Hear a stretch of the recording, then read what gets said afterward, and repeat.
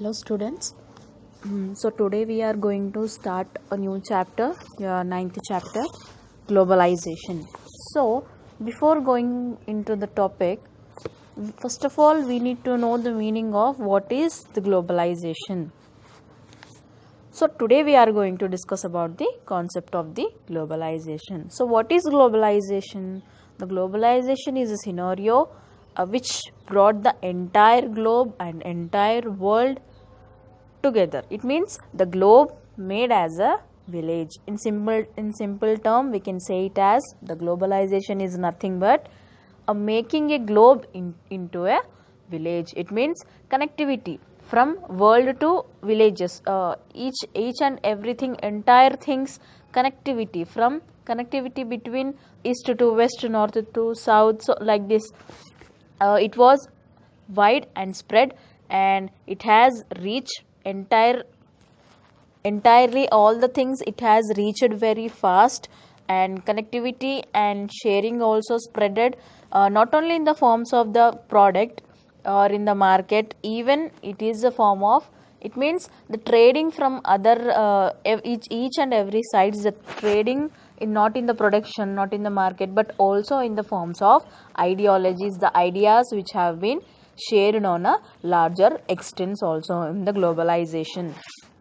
So, right now, what is globalization for us? The globalization brought many changes, not only in the political scenario, but also we got many different changes in the our cultures and the environmental backgrounds of very different places of the villages. We got many changes because of the globalization. So, in earlier days, what used to happen? The transport of trade and the ideology of trade, they are concept emerged, the concept in the olden days. So what they used to do, the products were carried from one place to another place for more and more miles to other places, and they used to do a long journey, and they used to sell the products, whatever they have, and they used to get the profits there, and they used to come back again by taking that money.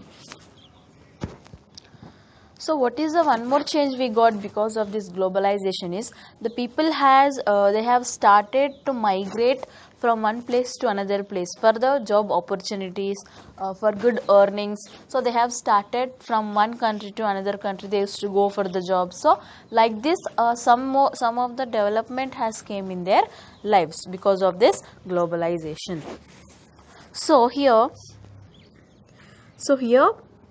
we have a magazine. We have uh, what we can see in the magazine here. First of all, first part of the diagram, the A and B both are, they are going to school, and coming to C, it is the entrance of the school, and coming to D, they are sitting in a classroom, and coming to E, the teacher at board, she is saying something at the board. In E we can see. So now whatever we have seen above in an advertisement for a magazine, so it is published from the London. So what it is showing to us, it is trying to get more subscribers in India. It means to who the Indian readers, the advertisement, it seems to be suggesting that countries like China are turning to India and learning Indian languages. So what we are seeing in this picture mainly, that the people who are there, the other countries people who are there, like China people who are there, they are turning into our India. It means they are learning the Indian languages. Why? Because why they are learning our Indian languages? Because it could be needed to communicate with Indian traders. So if the China people, they want to do the business, so if they want to connect with or communicate with our Indian traders, then they need to know definitely our languages. That's why they are learning our languages. So the manufacturers who are there, or to train the Chinese workers who want to go to India to find work, etc. So we can see many of the China people, they'll come to our country for the work purpose, for to finding the work purpose, like whatever the shops they will keep, whatever their prepare, they'll manufacture in their country, they'll bring up here and they'll sell it like sweaters, woolen things, whatever it may be. The many items are there of China. So what they will do, they will manufacture there and they'll bring here. So if they want to come India and do the business, definitely they need to communicate with the Indian people. So if they want to communicate with the Indian people, what they need to know the language compulsory. So that's why the training to the workers who want to, people who want to come to India, they are also learning the Indian languages. And also we can see several different dimensions of the globalization in this advertisement. So it is a magazine, it is published in English from Britain, looking for buyers in India. And what we can also see, the Chinese are trying to learn the Indian languages, and the Chinese people who are there, they are just hoping to sell their products in our India, or sending their workers to India, or doing business with Indian partners. So all these things, the Chinese people, already it is happening in our country. The Chinese people who are there, they will come and they will sell their products to us in our India. And also if not, then they'll send their workers to India to do some work, and otherwise they will do business with the partners who are there in our India. So the globalization, it is a very major change that has it is increased very rapidly, tremendously across complete over the globe. In the last 20th century, what happened?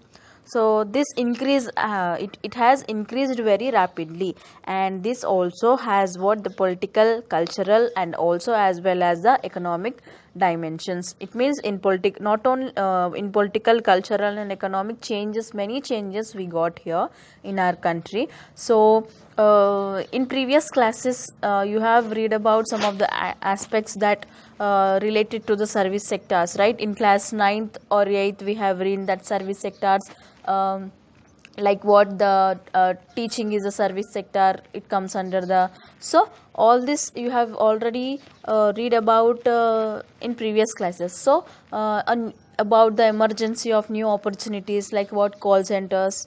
So you will also recognize that there is a large number of consumer products who are available in the markets.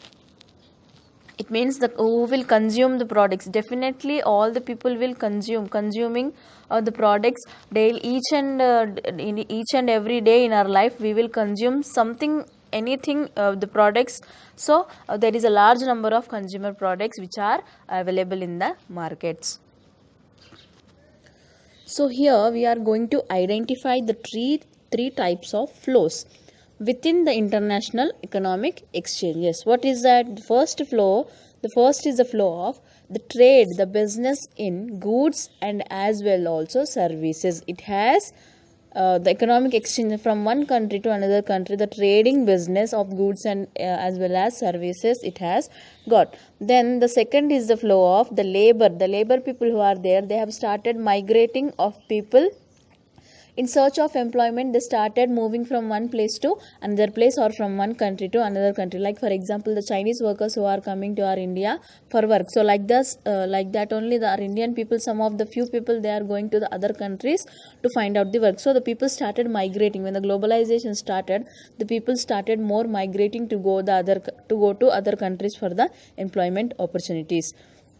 Next, coming to the third is the flow of capital is nothing but money. So the capital for the short term and the long term investments over long distance. So the people have started the short term investments and long term investments in long distance, over a long distance. If it is in another country also, they have started the investing the money. So besides all of these, there are political and cultural changes also. The political and cultural changes we got many because of the globalization. So in the year, for instance, in the year of 2010 to 2011, the several different nations in the Western Asia and coming to in the Northern Africa, like what Egypt, Tunisia. So these countries which are there, they were influenced by the others revolutions, and uprooting of the dictators. The other countries who are there, they were getting influenced by the other revolutions, who are taking the revolutions to do something or about the trading. So other countries, they have got influenced, and this was, we called it as what, the Arab Spring in the media. In that countries, the people in that countries, the media has played a very important role, very crucial role. All the television channels, TV channels which are there, they were completely owned and run by the people from other countries. And other countries also supported such mobilization, which resulted in the regulating the powers of the local leaders. So all the complete media have taken over, owned by the people, and also it run by the people, who are run by the people. So other countries people who are there, other countries also supported as to the mobilization.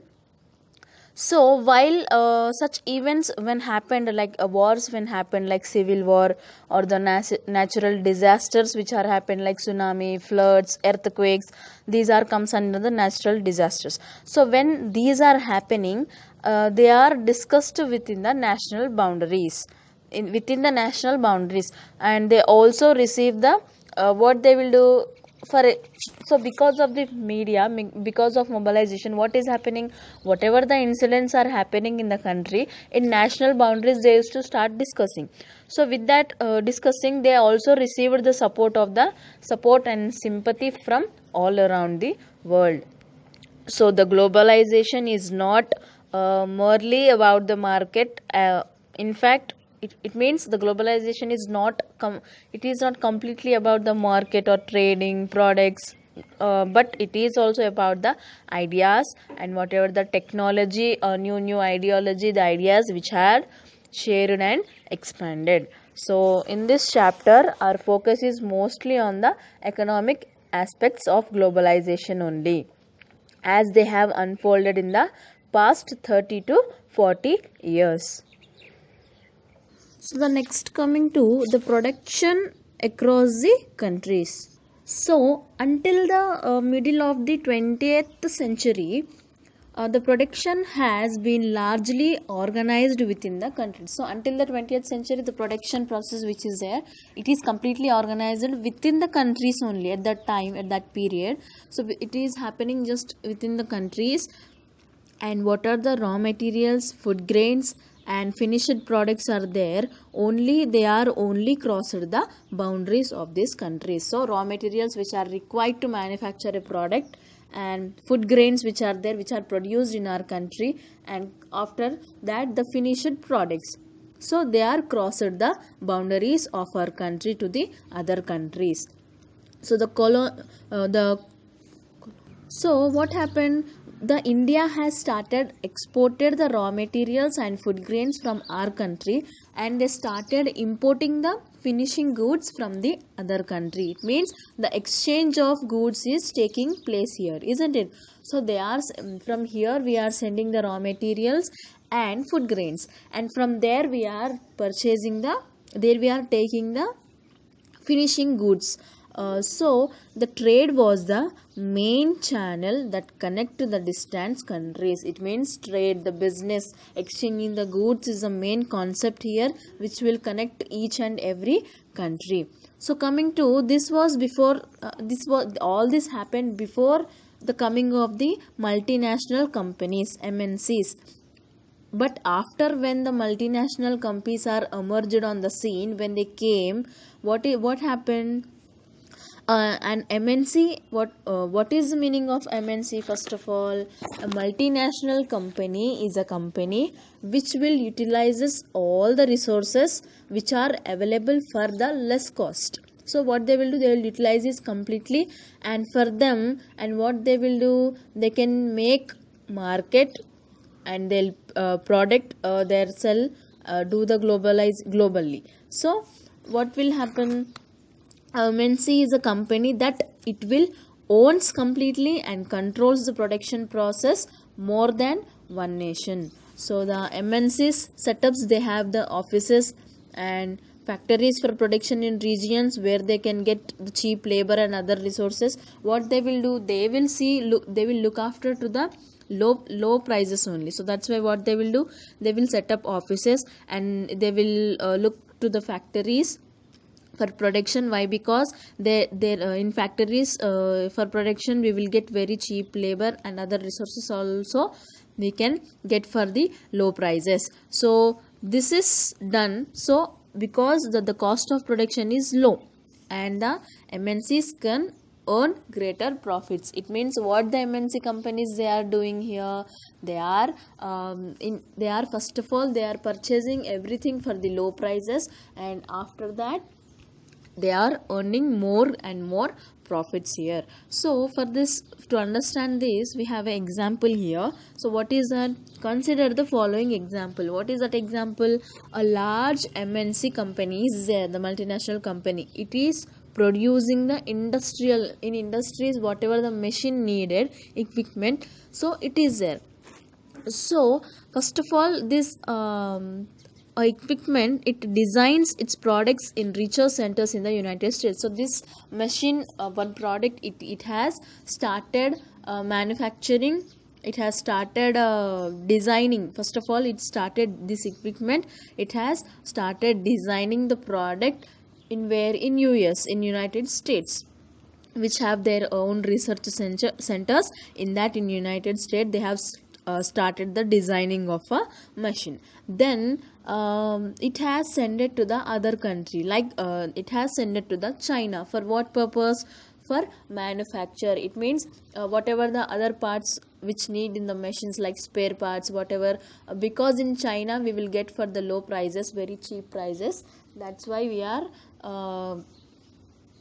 that's why they have sended that designed product to the China for to the manufacturer. So after that, there are, then they have sended for finishing product. It means other some parts they have we got in the China, right? So other, to finish the complete product, again that machine have sent it to the ship to where? The Mexico and the eastern parts of the Europe, which are comes under. So at that place they have sent it where the product can be finished product. After that finishing, so what they will do, they will sell all over the world to this product. So what is happening, one product is sending to the different countries to get finished. For it is designing at one place and it is manufacturing at one place, and after at last it is finishing at one place, and say they are selling at another places.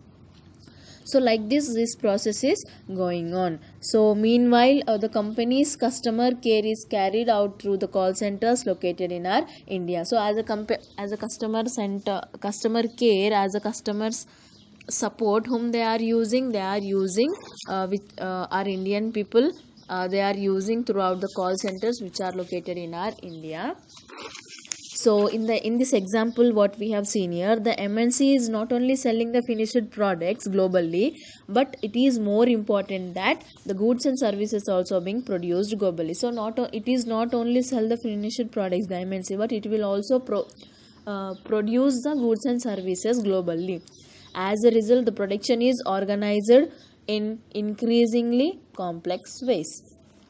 The production process is divided into small parts. So the production process is divided into small parts, and it will spread across the complete globe. So in the above example, we have seen that China provides the advantage of being a cheap manufacturing location. So why we are sending for manufacturing to China only? Because we have an advantage of being a cheap manufacturing location. And Mexico and the Eastern Europe countries which are there are useful for their closeness to the markets in the US and Europe. So that's why we are sending for the finished product.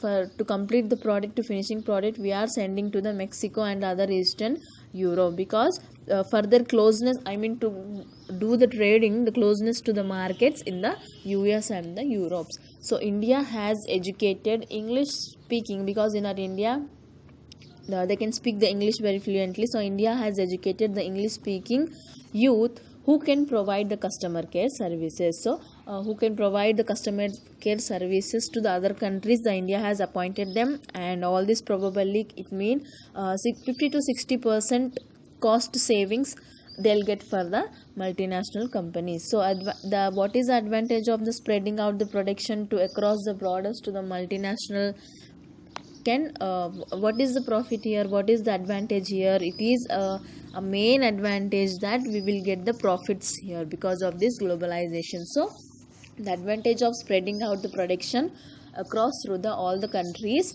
to the multinationals can be truly immense here. So remaining topics we will discuss in the next class.